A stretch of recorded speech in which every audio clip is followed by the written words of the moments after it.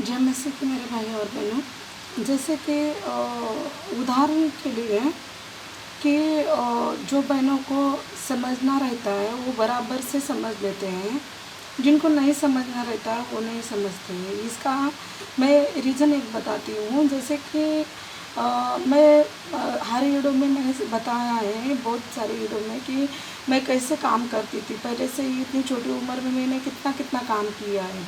लेकिन जब हम माजवाड़ा नाके पे रहते थे तो मेरे बच्चे बहुत छोटे थे, तो मैं सुबह 6 बजे घर से बाहर निकल जाती थी। तो आप सोचो, मेरे को बहुत साफ़ सफाई पसंद है।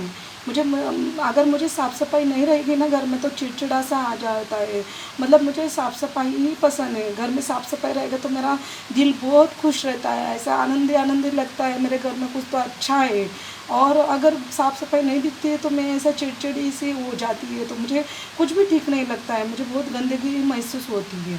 मतलब मैं आपको इसके लिए बता रही हूँ को समझदार बहन और बिना समझदार बहन, तो उसके लिए मैं क्या बता रही हूँ, आप ठीक से सुनना मेरे बहन और भाई। जैसे मेरी जेठानी, ये बड़ी वाली जेठानी मेरी माँ की उम्र की ही है। मुझे वो बेटी भी बुलाती थी, मेरी बेटी जैसे बहुत सारे कार्य दिखाती थी। तो मतलब मैं इतना काम करती थी, 6 बजे घर से बाहर निकल जाती थी। अभी आप सोचो, जिस घर में स्वच्छता रखने वाली औरत नहीं है, जो स्वच्छता रखते हैं, औरत रहो या आदमी रहो, वो घर में अगर नहीं है तो वो घर तो गंदा ही होएगा ना। क्यों, तो दूसरे लोग को कुछ ज़रूरत नहीं है स्वच्छता करने की, अच्छा रखने की। तो आप सोचो, अगर उनको, सामने वाले को समझ में आता है स्वच्छता वाला कौन है, तो वो बराबर समझ जाएगा। लेकिन मेरी जेठानी जब पीछे आती थी, अभी उसको कुछ काम धंधा रहता ही नहीं था ना, वो तो अपने पति के जीवन पे बहुत खुश थी। सोना नाना सब कुछ उसको मेरा पति ये अपना जेट दिलवाता था उसका पति, उन सब कुछ। तो अभी उसको सब कुछ जगह पे मिलता है तो वो थोड़ी ना मेरे जैसे काम पे दौड़ेगी, कुछ करेगी। तो वो घर पे ही रहती थी, तो कब भी मेरे घर पे आ जाती थी शायद पीछे। अभी आप सोचो, अगर मैं घर पे नहीं हूँ तो मेरा घर गंदा ही पड़ा रहेगा ना। तो कौन है घर में साफ़ करने वाला, सब लोग तो गंदे ही है।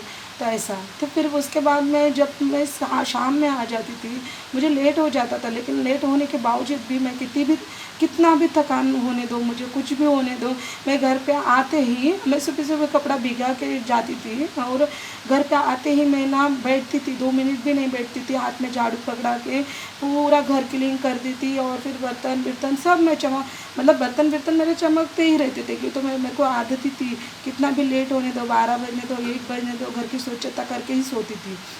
लेकिन सुबह की ही बात जो जाती थी ना, बच्चे गंदा करके रखते थे, तो ये सब। फिर वो शाम को आती थी, तो जब मेरा घर साफ़ सुथरा पाती थी तो वो क्या बोलती थी, अरे हाँ ये सब स्वच्छता बच्चे करते हैं ना। मतलब उसका अर्थ क्या है, उसका अर्थ क्या है, उसका अर्थ सीधा दिखाई देता है। तब तो मैं संसारी जीवन में थी ना, तो मुझे कुछ समझ में नहीं आता था, मेरा दिमाग थोड़ा घूम जाता था, ये ऐसा क्या बोलती, बस इतना ही। फिर उसके बाद मुझे कुछ नहीं समझ में आता था, ये ऐसा क्या बोलती है।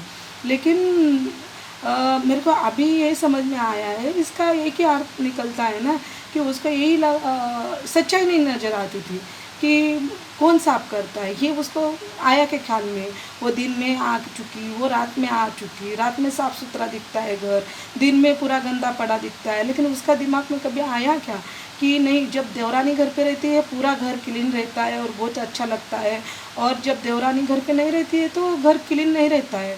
तो इसका मतलब क्या है, सीधा तो दिखाई देता है ना जब वो घर में नहीं है। मैं आपको ये क्यों बता रही है, इसके लिए बता रही हूँ मैं, अपना परमेश्वर का भी जीवन ऐसा ही है। जो लोग समझ पाते हैं ना, देखो, अगर प्रभु यीशु आपके जीवन में है, आपको अगर समझ में आ रहा है मेरे जीवन में, तो वो स्वच्छ ही जीवन रहेगा आपके अंदर। अगर प्रभु यीशु आ गया है और ठीक से आप प्रभु यीशु को स्थान दे रहे हो और समझ में आ गया है, तो आपके जीवन में बीमारी को तो टिकेगी ही नहीं। लेकिन अगर आपको समझ में आ रहा है कि आपके जीवन में यीशु नहीं है, फिर भी आप बोल रहे हो हाँ मेरे जीवन में यीशु है, तो फिर कुछ फ़ायदा नहीं है मेरे बहनों और भाई। मैं इसके लिए समझा रही हूँ आपको, जो समझदार लोग रहते हैं वो अपने आप समझ जाते हैं कि क्लीन करने वाला कौन है। तो हमारा जीवन क्लीन करने वाला खाली यीशु मसीह है, उसके अलावा कोई क्लीन नहीं कर सकता है। अगर मैंने बहुत सारे बार महसूस किया है, मैं जब अन्य जाति जीवन में थी, जब मैं कोई भी बात मैं चाहती थी मैं ये ना करूँ, लेकिन ऐसा कोई किसके मूर्ति में ऐसी ताकत नहीं थी कि उससे मुझे छुड़ा सके। मैं अभी अगली वीडियो में बताऊंगी मुझे कितना तलब लग गई थी, वो सब कैसे छुटकारा हुआ। जय बसराम।